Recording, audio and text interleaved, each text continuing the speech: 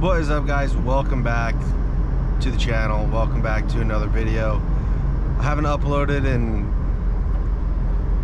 I don't know, call it 7 years, I think, but we're making a comeback. I miss filming, I miss creating content, so we're coming back. Today's video is going to be just POV. I'm headed to the shop currently, but I just wanted to talk about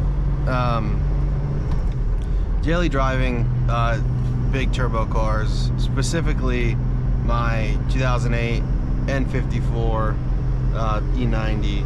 It's got a dock race bottom mount 62-66 precision. It's only running 20 pounds or so. It's DI only, upgraded in-tank pump, stock high pressure pump, stock injectors. Obviously you can only get stock injectors for these cars.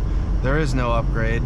I got 143,500 miles on this car, and all in all it's in pretty decent shape. That door handle's pretty rough, but I've gone through the car and pretty much have done everything. But let me tell you about the setup a little bit. It's a little weird. This car's on Bilstein coilovers because I totally cheaped out like 3 years ago when I had no money, and they're super comfortable, but they're not, like, I don't know, they're not adjustable. They're really nice for every day.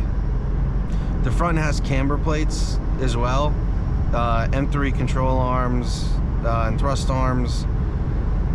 So the car's running -2.8, -3 degrees of camber in the front, and then like -2.5 in the rear. So it's actually set up to handle really well. It has a little bit of toe out, I want to say. So it's actually set up to corner, but this turbo setup is not set up for that whatsoever. I mean, the car is totally gutless. And that brings me to like my first con of daily driving big turbo car is the lag. The lag is crazy. So if I slow down,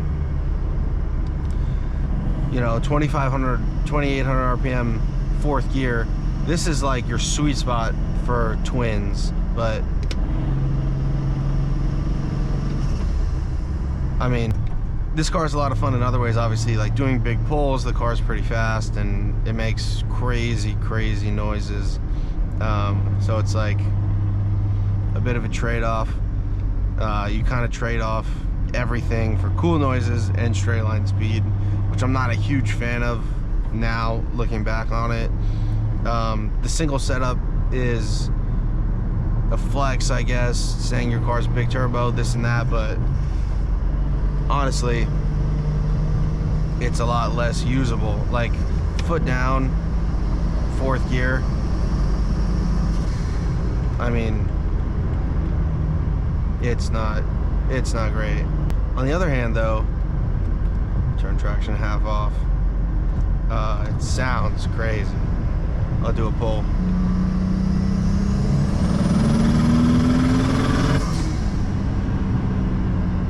So it definitely gets down, you know, especially for pump gas.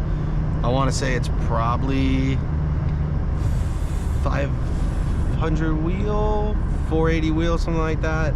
And then on ethanol, you know, 580 to 600. Start to run out of fuel though with the single in-tank Walbro pump without port injection, which probably not going to add to this car. Want to keep it semi-simple, which I think it's pretty simple right now. One turbo, one external gate. Yeah, so it's a relatively simple setup. It's not anything crazy, but oh, the clutch. We're talking about the clutch. This also makes daily driving kind of suck. It's a Spec 3 Plus with a single mass flywheel, so if you can hear, it's pretty loud. It's also an off-on switch if you're not used to it. So the clutch feels super grabby. but it's rated at like, I want to say like 750 wheel torque or 650 or 680. It's something like that. Whatever it is, it's rated pretty high. And the RTD shifter, this shifter, I feel very passionate about this shifter.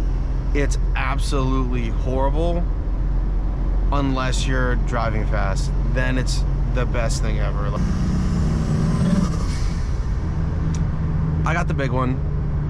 I like the big one in this car, honestly, because you sit high and the tunnel's low, so it kind of brings the shifter back up, because the stock shifter is like down here, and like it's all weird, and it's super low, so you're down here. This one, rest your arm, you're right here. The mid-level would probably be nice too from here, but I opted for race car, obviously, because I got this big ass shifter. My biggest gripe with this shifter is not the feel or the gears or whatever. It's actually that it gets rid of your isolator, and you get a ton of drivetrain noise through this now hole in your tunnel. So all this noise is coming. If you slow down, you can really hear it more. You're cruising. I mean, that's crazy. But as long as you're above 2,500, it's not super apparent. Coupled with that, I have solid transmission mounts and upgraded motor mounts, so it doesn't really help with the drivetrain noise very much. But it's alright, because race car. I will say, the one cool thing about driving this every day is most of the time, if someone pulls up next to you, you're gonna smoke them. Most of the time. Like, there's some guys that have, you know, pretty crazy stuff on the streets, but more often than not, you're losing to this.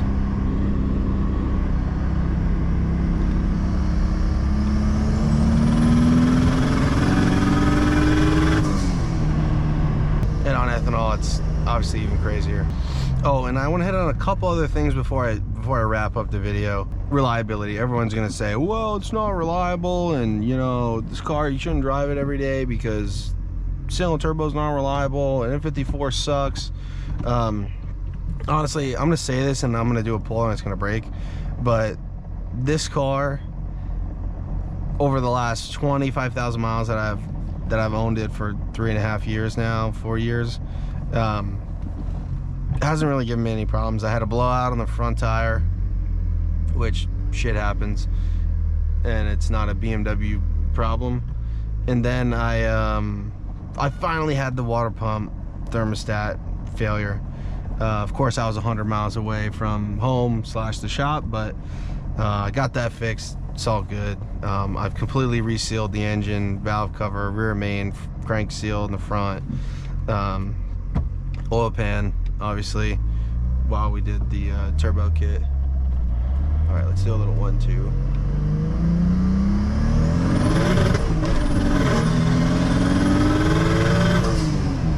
All right, the last thing. This car does really good on gas if you don't drive like an asshole. So driving this every day, this is the commute. Driving this every day, I can get, obviously it says 16 right here, miles a gallon. Inaccurate, because I was doing a ton of data logs on this tank of gas, so it's not 100%. But I'm getting like 24 mpgs on the highway, just cruising 24, 25 in, you know, a 500 wheel horsepower car. I feel like that's pretty good, especially for what you get. I mean, I know E90 is not the newest car anymore, so it's not like this luxurious thing, and especially mine now with this stupid shifter and all the noise and the clutches and all everything. Not the most luxurious thing anymore, but man, it's kind of a riot to drive.